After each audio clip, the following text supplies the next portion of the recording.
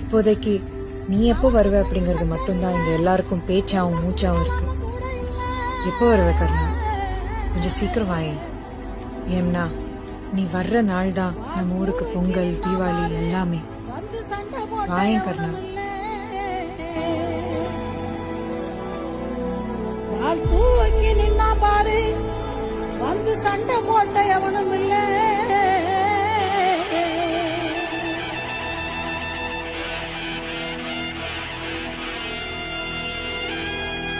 சண்டை வர சொல்லுங்க, கர்ணனை கை